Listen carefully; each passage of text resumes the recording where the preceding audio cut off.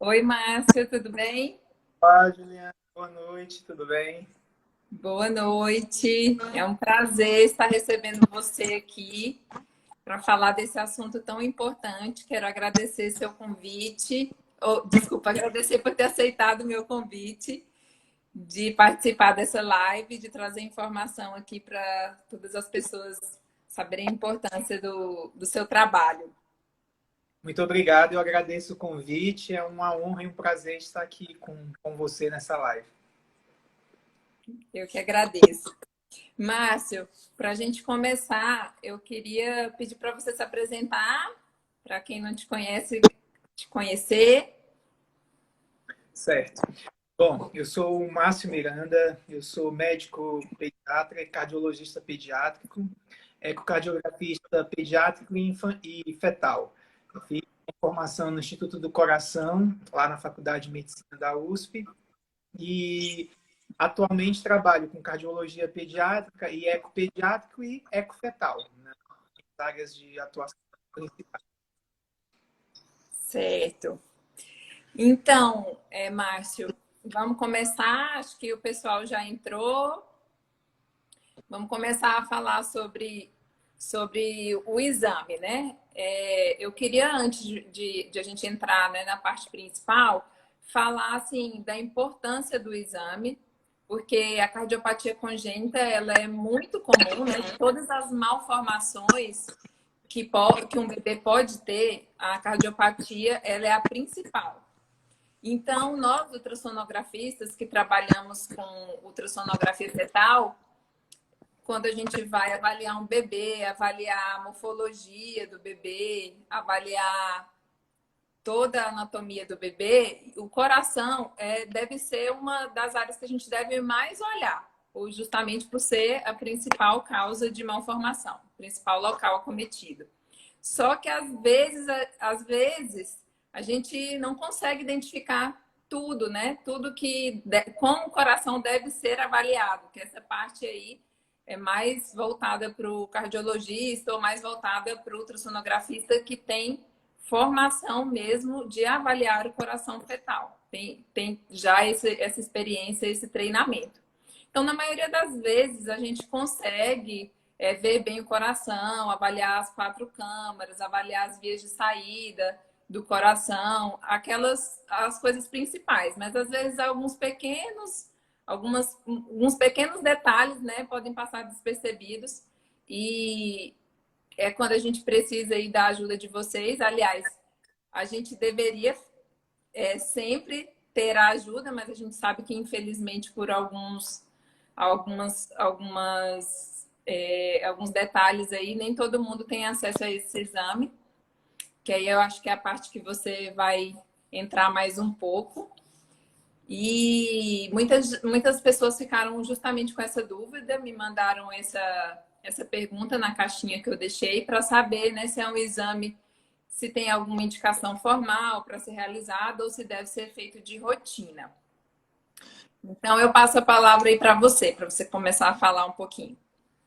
Bom, exatamente isso mesmo, Juliana. A gente sabe que entre as malformações, a malformação cardíaca ela é muito preponderante, né? Hoje, a estimativa de doença cardíaca congênita é de 8 a 10 por mil nascidos vivos. Então, ela tem uma prevalência bem alta no nosso meio. Por isso, precisa de um diagnóstico precoce, porque o diagnóstico precoce muitas vezes vai mudar a conduta. Esse é um bebê que poderia não nascer numa cidade menor ou num centro que não tenha um serviço de cardiologia pediátrica, cirurgia cardíaca pediátrica. Então, é muito importante ter um diagnóstico antenatal, um diagnóstico correto, para justamente programar a via do parto, né, programar o local do nascimento adequado desse recém-nascido e os cuidados, principalmente pós nascimento que esse bebê vai ter. Então, é muito importante o exame. A anomalia cardíaca congênita, ela, quando não diagnosticada e o bebê vem a nascer em um centro despreparado, isso pode trazer sérias consequências ao recém-nascido. Já em muitos estudos já provado isso vai retardar o tempo de cirurgia, pode aumentar a chance desse bebê ter hipóxia, que é quando falta oxigenação, aumenta a chance desse bebê ter acidose também, e tudo isso pode trazer sérias consequências ao recém-nascido. Certo. Márcio, uma coisa muito importante também que eu queria deixar claro para o pessoal é porque a avaliação cardíaca ela deve ser rastreada, né, desde o primeiro trimestre.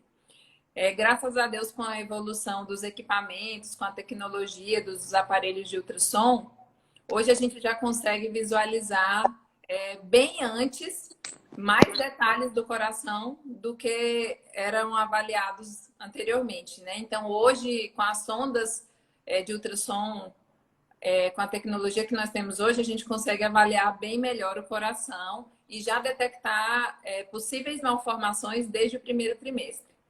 Muitas gestantes, elas ficam muito preocupadas quando vão fazer o morfológico de primeiro trimestre em ver a nuquinha do bebê pensando, e aí, doutora, tem chance de ter síndrome de Down?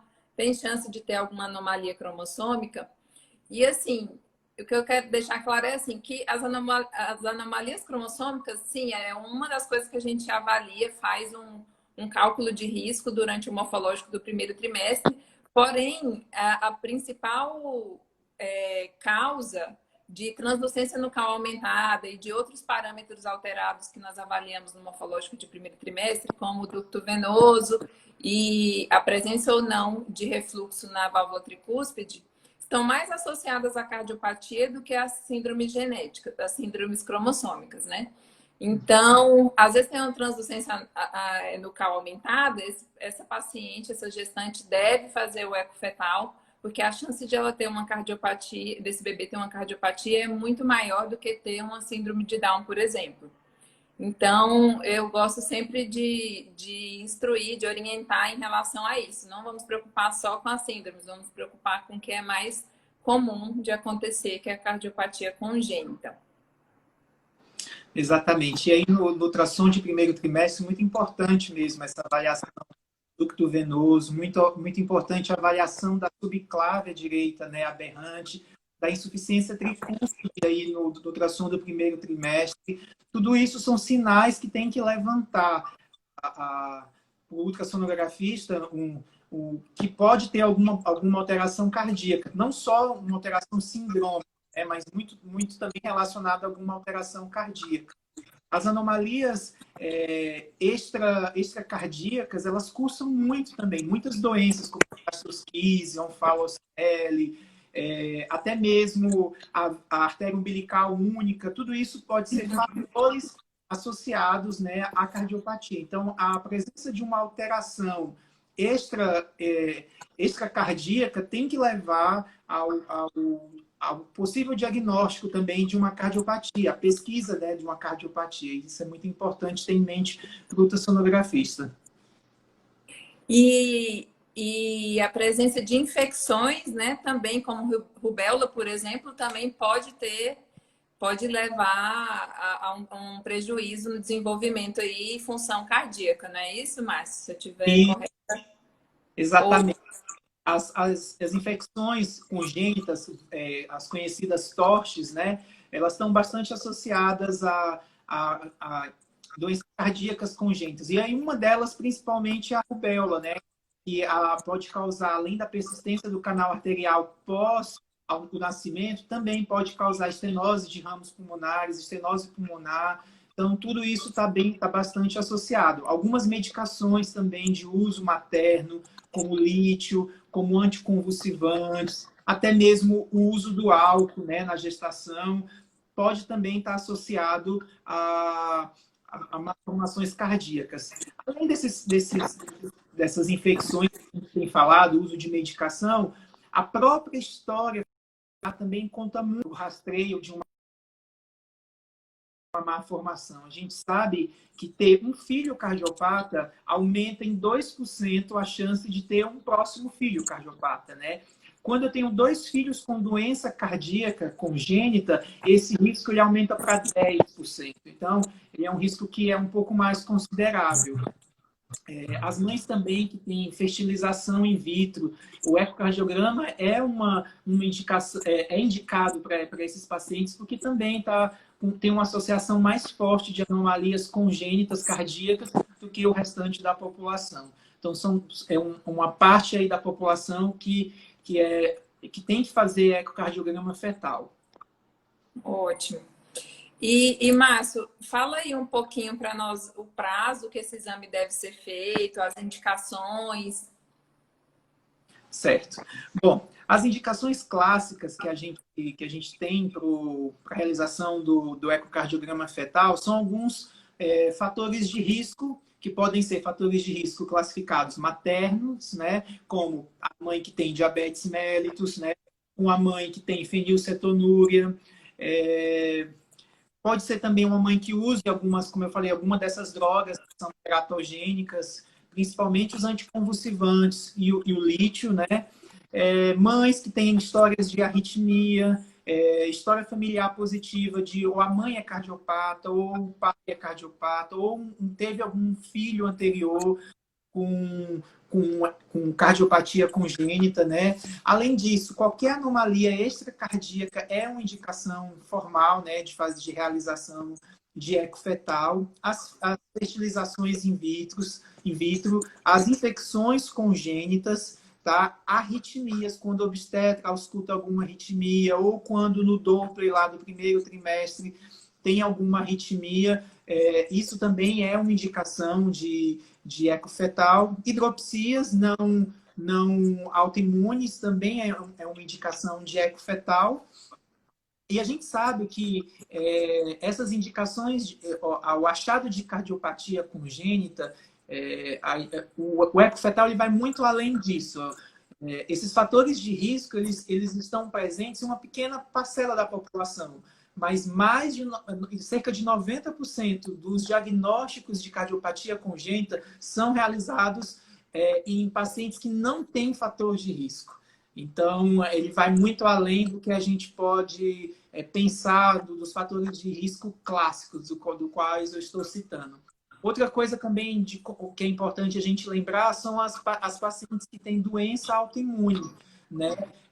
Então, mães que têm lúpus, que têm Sjögren, que têm artrite reumatoide, com doenças autoimunes, principalmente o lúpus, com anticorpos anti-RO e anti-LA positivo, estão bastante associados também a uma doença congênita que é o bloqueio atrioventricular. Então, essas gestantes têm que ser acompanhadas de perto. O ritmo, como que está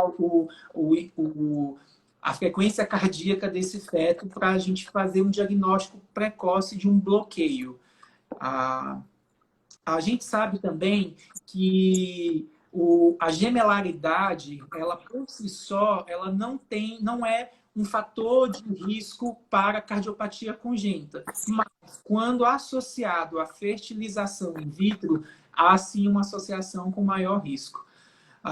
O período ideal de fazer o ecocardiograma fetal é geralmente entre 20 até 28 semanas. Mas o ecocardiograma ele pode ser realizado com 18 semanas.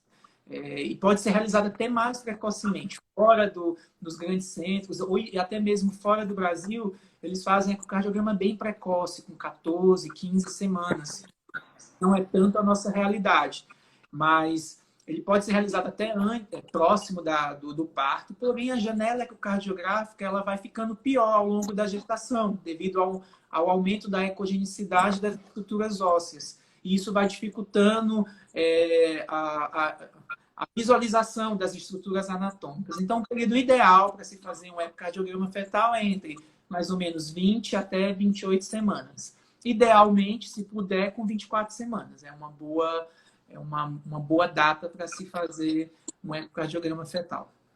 Se tiver que escolher, então, escolhemos aí a metade, né? Isso. 24 semanas. É como no morfológico. Ele pode ser realizado entre 20 e 24, o morfológico do segundo trimestre. Porém, se for para escolher, a gente escolhe aí 22, que não fica nem próximo do limite inferior, nem próximo do limite superior.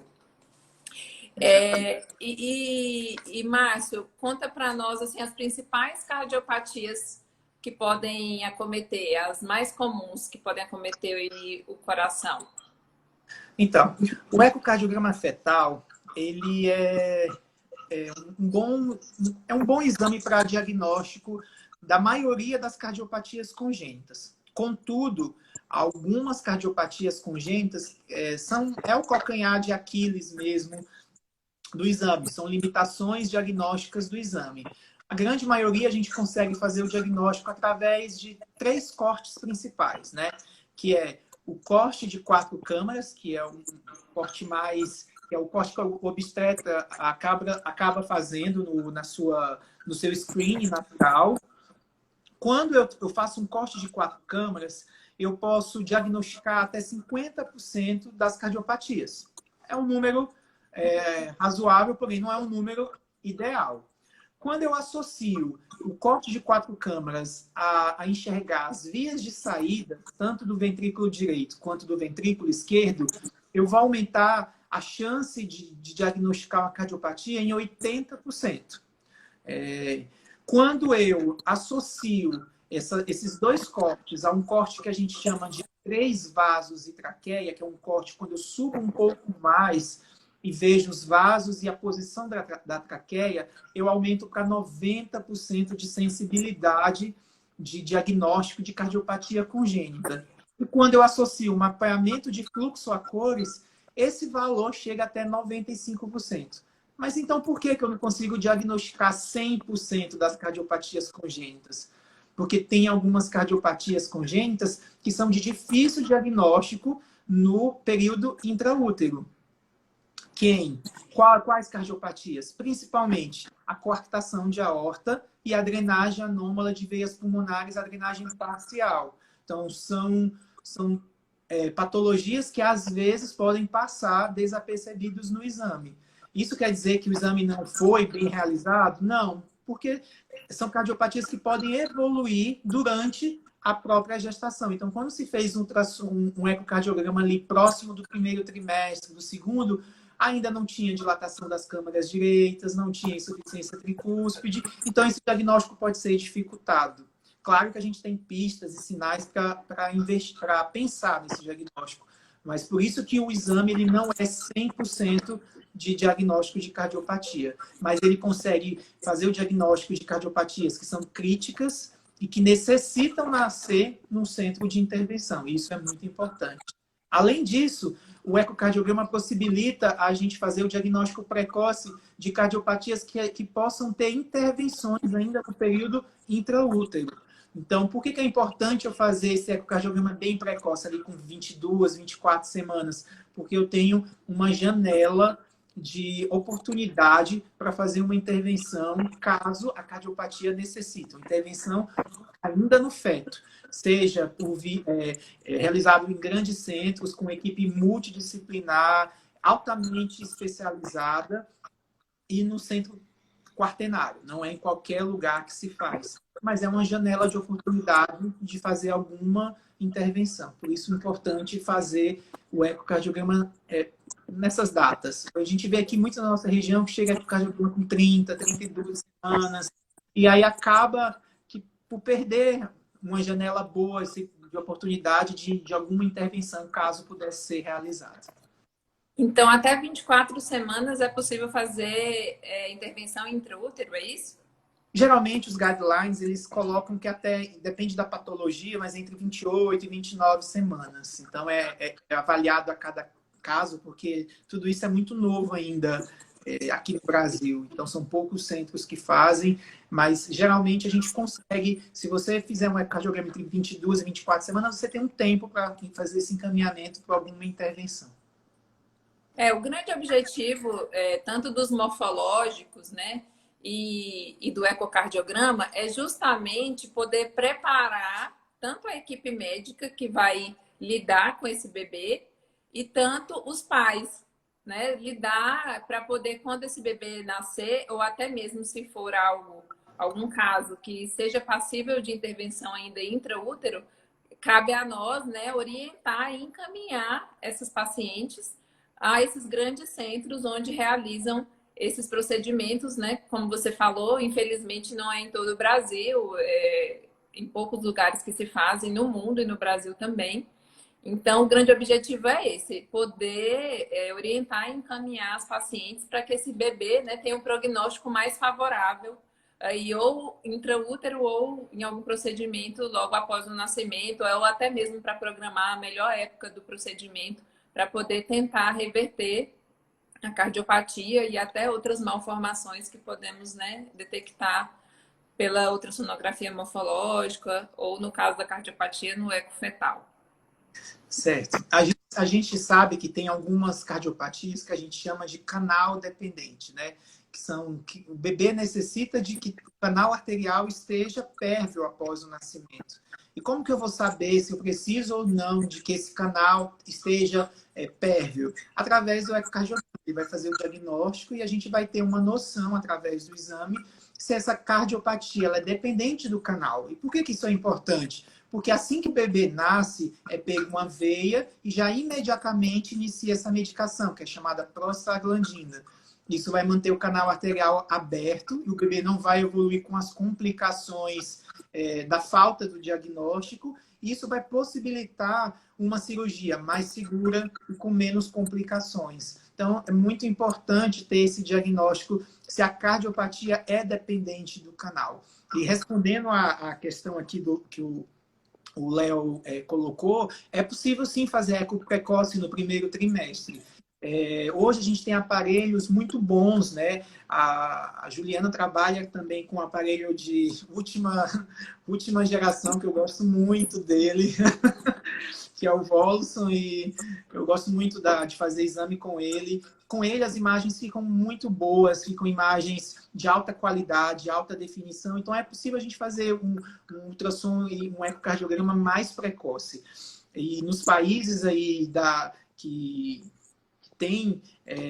dispõe dessa tecnologia e nos estados do Brasil que dispõe, a gente até consegue fazer com 18 semanas e ter boas imagens e bons diagnósticos no ecocardiograma aí com 18 semanas.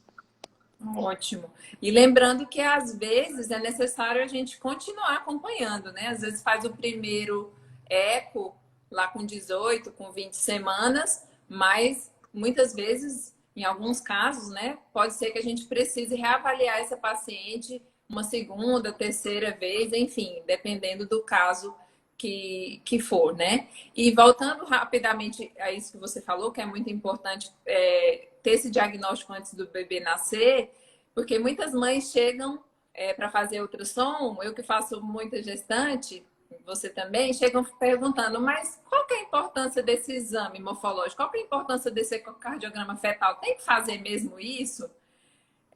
Sim, tem que fazer, mas se tiver uma malformação, o que vai adiantar eu saber agora ou saber depois? Vai fazer toda a diferença. E eu tento explicar para elas.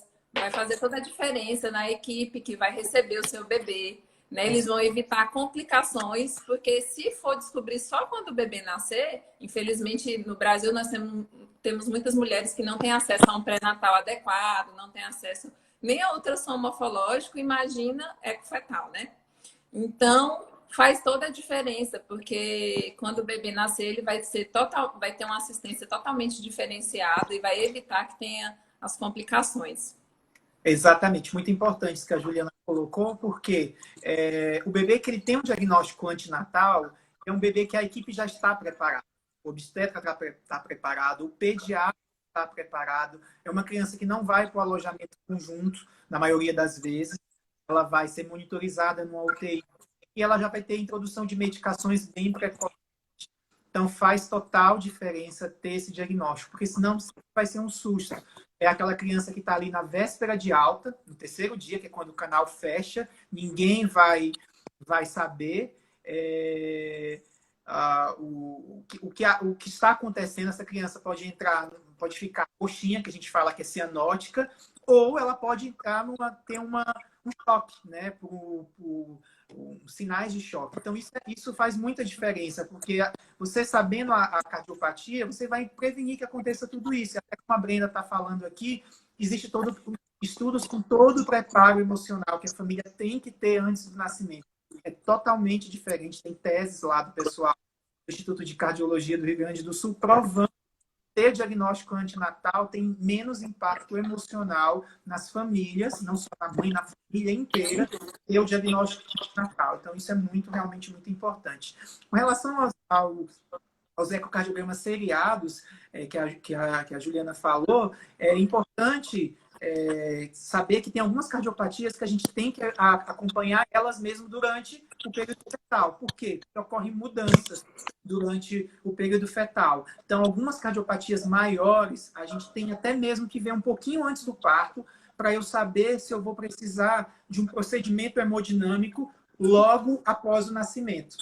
E olha o tanto que é importante. Quando eu preciso de um procedimento hemodinâmico, a equipe da hemodinâmica ela tem que estar pronta logo após o nascimento para fazer o procedimento. Já imaginou se essa família não sabe que esse bebê tem uma cardiopatia? Ele não vai ter essa equipe disponível. Então, faz toda a diferença saber do diagnóstico antes do nascimento.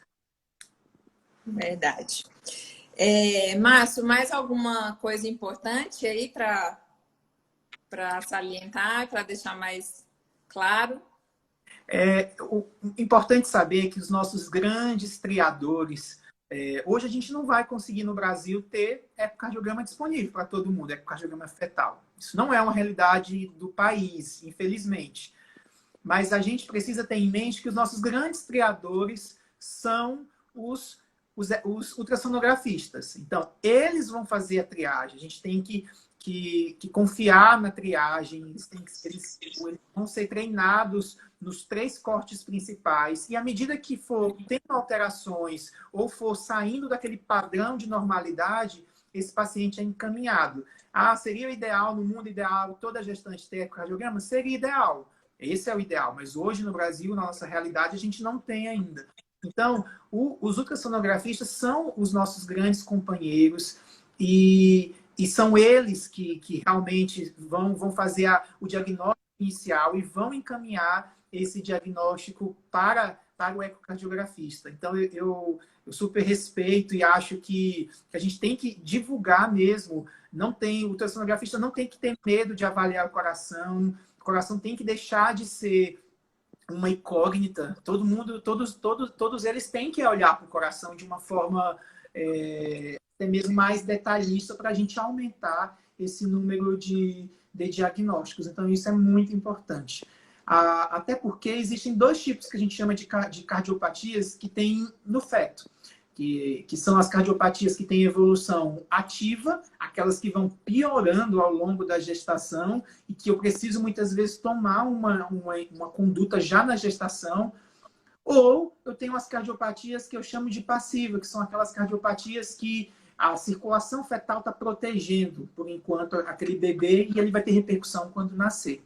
Outra coisa, existe uma urgência quando eu falo de cardiologia fetal, que são as arritmias. Então, a arritmia fetal, dependendo da arritmia, ela pode ser uma urgência. Eu tenho que tratar, encaminhar imediatamente para o cardiologista fetal, né? Que é a nova modalidade hoje que nós temos aí, uma nova área de atuação do cardiologista pediátrico, que é a cardiologia fetal. Então, a gente tem que tratar urgente mesmo.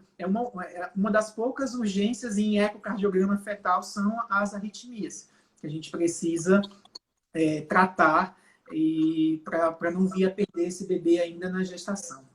Além disso, vocês vão ver também que a gente está aumentando muito os diagnósticos de restrição ductal, né? Então, o que é isso? O ducto arterioso, que é o canal arterial, ele tem que estar pérvio, tem que estar patente durante o período fetal. Então, quando esse ducto ele fecha, isso pode ser devido ao quê? Devido ao uso de algumas medicações maternas, né? Principalmente os anti-inflamatórios, e hoje em dia ainda os estudos têm cada vez mais mostrado que a dipirona tem auxiliado nessa restrição ductal.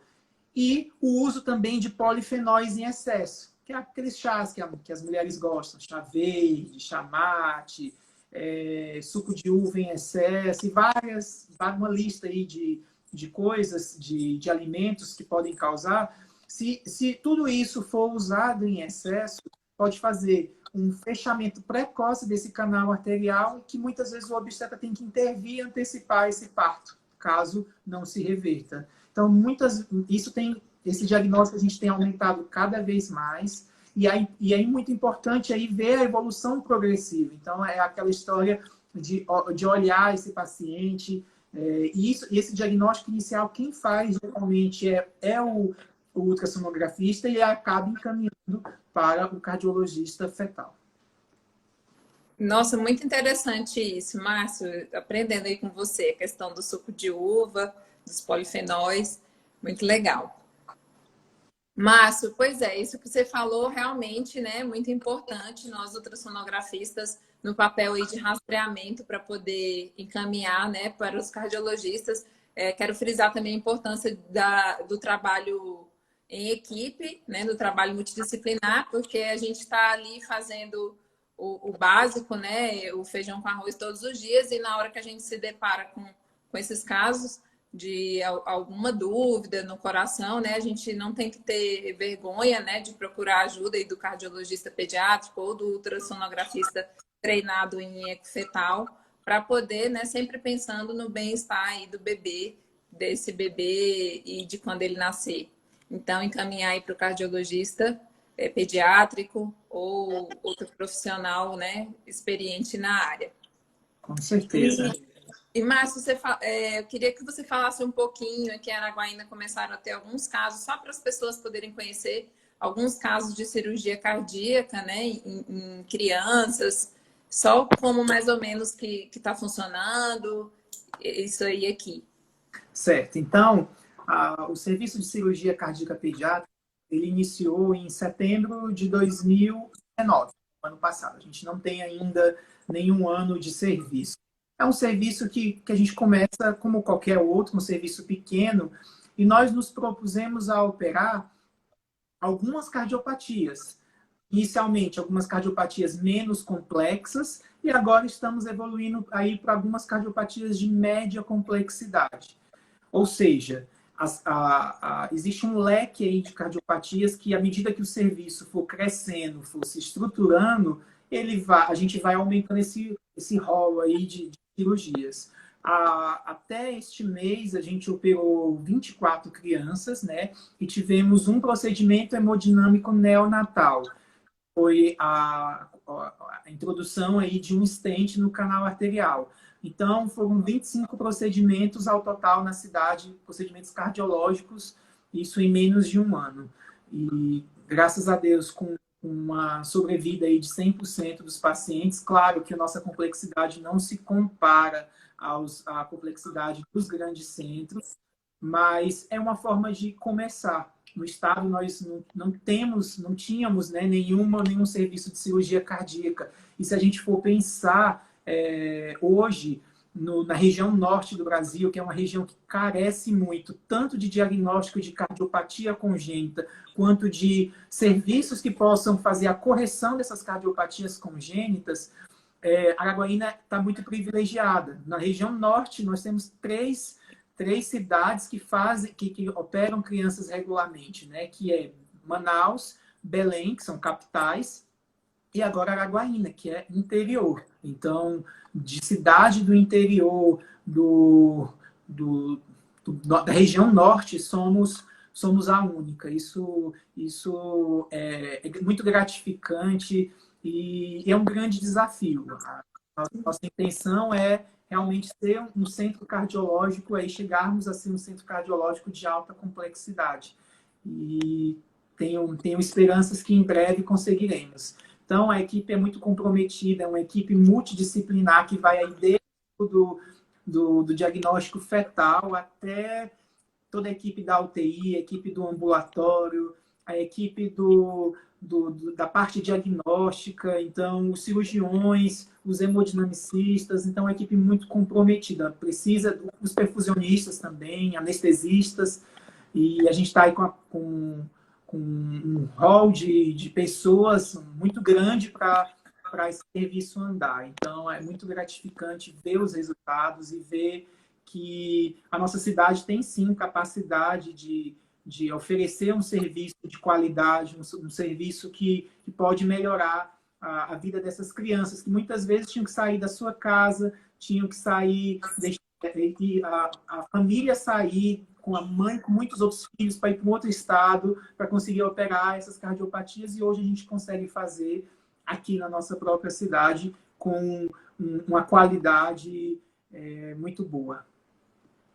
Nossa, deve ser uma satisfação fazer parte dessa equipe, né, Márcio? E uma felicidade para nós e de toda a população poder contar com esse serviço aqui na nossa cidade, que, se Deus quiser, vai só melhorar e poder operar cada vez mais crianças que necessitam dessa cirurgia. É isso aí. Mas Ficamos como nosso ponto aí para casa, e realmente o diagnóstico precoce faz a diferença nas cardiopatias congênitas. É importante que a população tenha isso em mente. Ter um diagnóstico precoce muda as estratégias, muda as condutas, e é muito importante a gente ter esse diagnóstico precoce. E precisamos lutar para que seja acessível cada vez mais à população, que cada vez mais a gente consiga fazer ecocardiograma fetal para as pessoas que necessitam. Não só aquelas que têm fator de risco, como eu comentei, estabelecido, mas muitas vezes aquelas que não têm fator nenhum, mas que a ultrassonografia viu que algo não estava dentro da normalidade. Então, é muito importante levar o acesso do ecocardiograma fetal ao SUS, ao convênio, ao privado, seja em qual modalidade a pessoa. certo. Márcio, muito bom.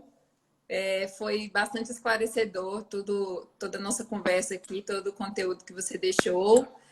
Acho que a gente respondeu a maioria das dúvidas, né? Eu creio que sim. Então é isso, Márcio. Muito obrigada.